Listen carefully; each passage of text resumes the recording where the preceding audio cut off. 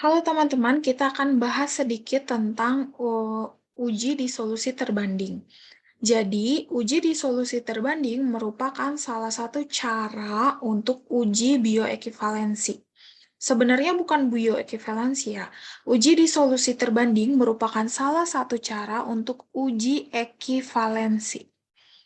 Gitu ya. Untuk uji ekivalensi. Jadi, Badan POM sudah mengeluarkan peraturan, teman-teman bisa lihat di pedoman uji bioekivalensi yang dikeluarkan oleh Badan POM, ini tahun 2004, sorry, dan disahkannya 2005 waktu itu.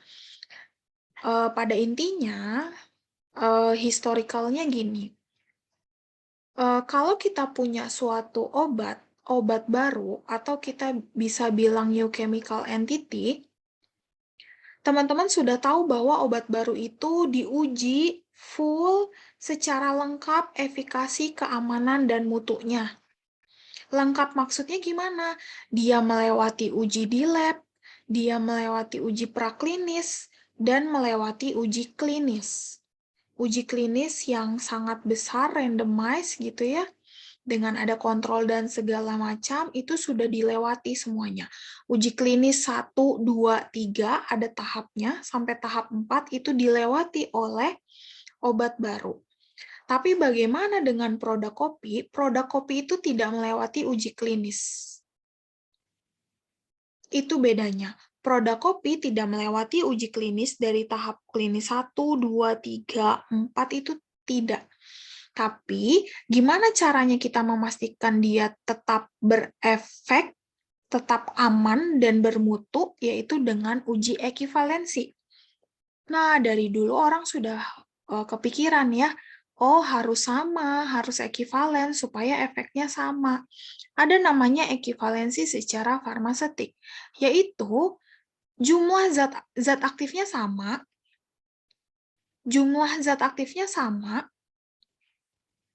dan bentuk sediaannya sama. Bentuk sediaan ini maksudnya termasuk ini ya. Kalau namanya tablet immediate release, ya udah bentuknya immediate release. Ketika kita bikin tablet lagi tapi yang sustain release itu bentuk sediaannya udah beda. Gitu ya. Jadi yang dimaksud bentuk sediaan itu yang memang didesain sama. Kalau immediate release ya immediate release kayak gitu. Ternyata dengan ekivalensi secara farmaseutik aja nggak cukup membuktikan, dan ternyata ketika dulu itu masih banyak obat yang efeknya itu berbeda, padahal dia sudah ekivalen secara farmaseutik. Tapi efek dalam tubuhnya itu berbeda. Nah, oleh karena itu, dengan kemajuan zaman, ini sebenarnya udah dari 2004 ya, Badan POM, berarti kalau di dunia juga udah dari sebelumnya gitu ya. Nah, ternyata yang lebih berhubungan adalah bioavailabilitasnya. Kalau ekivalen secara farmaseutik kita cuma lihat dari luarnya gitu ya, sebelum diminum. Tapi ternyata yang paling ngaruh dengan efek obat dalam tubuh adalah bioavailabilitasnya, artinya ketersediaan hayatinya, kadar obat dalam darahnya lah yang ngaruh, mempengaruhi efek obat itu gitu. Oleh karena itu kita mau menguji kira-kira dia dalam darah itu sama atau enggak, ekivalen atau enggak. Makanya ada uji bioekivalensi. Nah, jadi sebenarnya uji ekivalensi ini tuh dibagi menjadi dua. Ada yang ekivalen secara in vivo, ada yang in vitro. Nah, ada syaratnya. Produk obat apa yang wajib in vivo? Kalau dia nggak wajib in vivo, artinya kita boleh uji dia in vitro. Artinya in vitro ini adalah uji disolusi terbanding. Kali ini kita cuma ngomongin yang in vitro-nya doang. For your information, teman-teman, Badan POM juga sudah mengeluarkan tahun 2011 obat apa aja yang wajib uji ekivalensi, dan nanti di sini dijelaskan bahwa uji ekivalensi in vivo yang selanjutnya disebut uji bioekivalensi Ya, itu untuk ngelihat uji bioavailabilitas atau farmakodinamik komparatif yang dirancang untuk menunjukkan bioekivalensi obat uji dan komparator. Kalau ini uji bioekivalensi ini yang harus in vivo. Gitu. Kalau in vitro kita suka bilangnya UDT. Nah, di sini teman-teman bisa lihat apa saja yang wajib bioekivalen ya. Dan kalau dilihat juga mungkin nanti kita bisa bahas lebih lanjut, tapi bukan di video ini, bahwa obat komparator itu tidak sembarangan. Jadi obat bermerek yang ada di pasaran itu bukan merupakan obat komparator. Tapi komparator itu nih ada urutannya. Yang pertama, dia adalah inovator. Yang pertama kali inovator. Tapi kalau inovatornya nggak ada gimana? Ada urutannya. Habis itu obat yang terdaftar di ICH atau asosiasinya. Yang kedua, obat kopi yang sudah diuji terhadap inovatornya. Atau obat yang termasuk dalam daftar prakualifikasi WHO, gitu ya, WHO. Nah, ya, sekilas sebenarnya itu juga sudah diatur nih. Ada kalau teman-teman lihat dari pionas.pom.go.id ada daftar obat komparator. Jadi inilah yang bisa kita pakai buat komparator gitu ya. Nanti bisa dilihat sendiri. Sekarang kita mau bahas tentang UDT. Nah, tadi pokoknya di sini teman-teman bisa lihat apa saja sih yang wajib uji bioekivalensi gitu ya. Wajib uji bioekivalensi, artinya dia BABE ya. Nah, di luar obat-obatan ini itu bisa UDT. Tapi kalau listnya masuk ke dalam sini, artinya dia harus in vivo, nggak boleh in vitro. Tentu saja kalau in vivo lebih mahal ya, rancangan desainnya juga lebih ruwet, kan kita pakai manusia ya.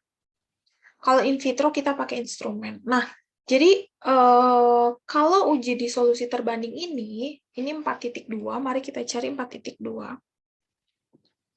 Hanya obat-obat tertentu yang boleh diuji di solusi terbanding. Biasanya obat-obat yang tidak kritikal, teman-teman. Yang kritikal dia biasanya masuk in vivo. Nah, itu ya. Tadi kan ada daftar tuh. Di atasnya juga ada daftar. Nah, kalau dia nggak masuk daftar itu, dia boleh in vitro. Atau boleh yang obat kopi sebenarnya masuk daftar, tapi kita memproduksi hanya beda kekuatan. Dengan catatan ada 2 di sini ya. Di sini lihat obat kopi di pabrik yang sama, artinya kalau kita pabrik yang sama gitu ya, dilihat apakah dia, yang pertama, apakah dia poten atau enggak. Maksudnya dosisnya itu apakah 10 mg ke bawah atau enggak. Kalau dia 10 mg ke bawah, berarti jumlah eksipiennya harus sama per tabletnya itu loh. Jumlah eksipiennya harus sama. Maksudnya gini, misalnya kita mau bikin glimepirid. 1, 2, 3, 4 mg. Ini kita sebagai ini ya, kita sebagai satu pabrik yang sama. Terus kita pakai, berarti zat aktifnya glime, 1 mg, terus ada misalnya MCC 200 mg misalnya, terus laktos 100 mg, terus nanti misalnya ada amilum kering 50 mg, terus misalnya ada apa lagi misalnya ya, Primogel 50 mg. Ini misalkan aja ya. Misalkan kayak gini.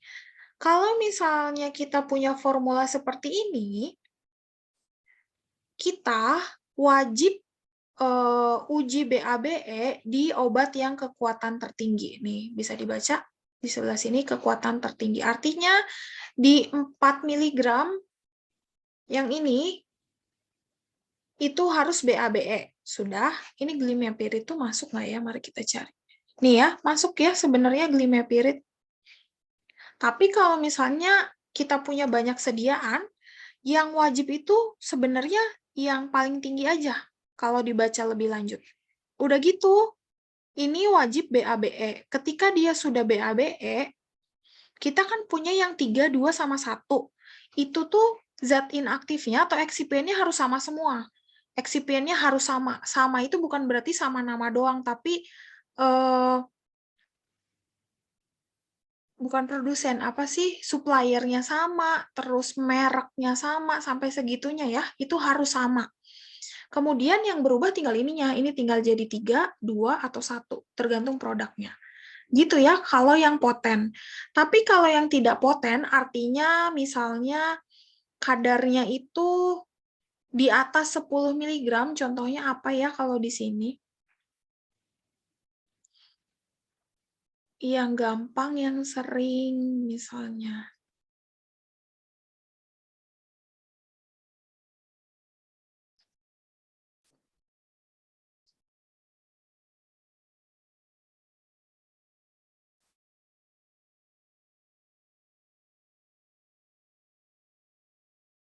Ini aja ya, Cefixim. Cefixim ini ada 100 mg, ada 200 mg.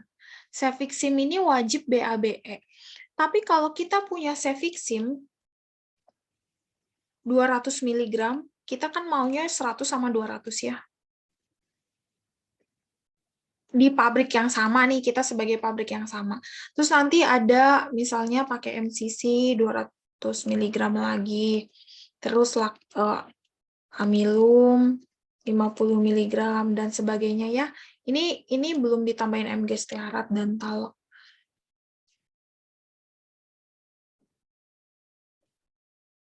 Ini misalnya aja ya. Nah, ini juga misalnya Cefixim 200 mg dengan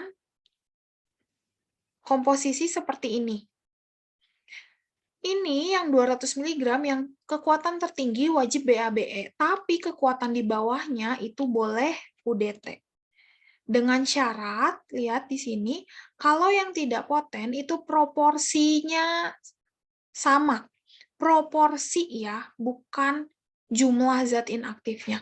Maksudnya proporsi apa? Kalau di sini yang BABE adalah Cefixim 200 mg sekian, dengan zat aktif sekian, kalau kita ganti jadi ininya 100, berarti setengahnya kan? Berarti yang lainnya juga setengahnya, proporsinya sama.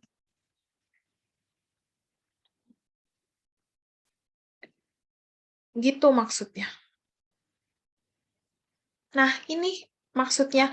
Jadi yang Cefixim 100 dengan komposisi yang ini, formula yang ini, itu boleh UDT. UDT ke Cefixim yang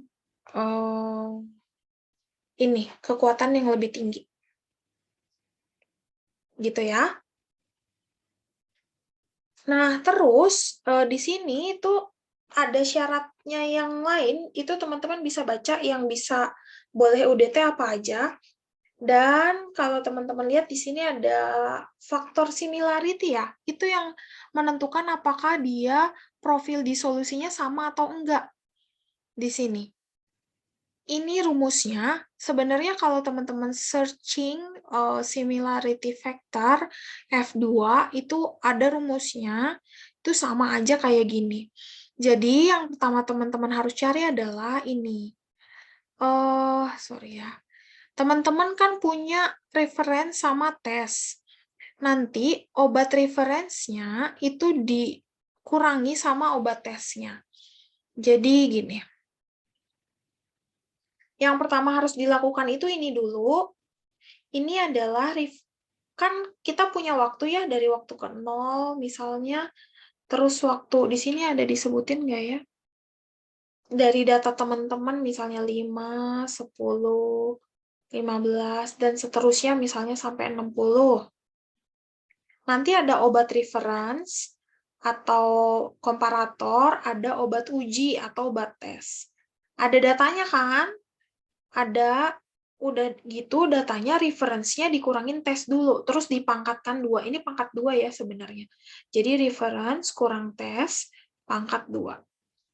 Artinya nanti di sini ada reference kurang tes dipangkatkan 2. Gitu? Udah? Ini saya hapus. Ini harusnya pangkat, ingat harusnya pangkat. Mungkin ini karena dokumennya aja ya kurang rapi. Udah gitu. Habis dipangkatkan, ini harusnya di depannya ada satu di sini. Habis dipangkatkan, ini kan sudah dipangkatkan semua ya, ada banyak. Dijumlahkan dulu sigma, artinya ini dijumlahin semua, dapat jumlahnya. Setelah dijumlahkan, ini itu 1/n maksudnya. Setelah dijumlahkan, itu dikali 1/n. N-nya itu apa? N-nya itu jumlah data. Jumlah data ini ada berapa sih? Berapa titik yang kalian ambil? Kalau kalian ambilnya 0, 5, 10, 15, 20, 25, misalnya tiap 5 menit ya, sampai menit ke-60 itu berapa titik? N itu berapa titiknya? Gitu.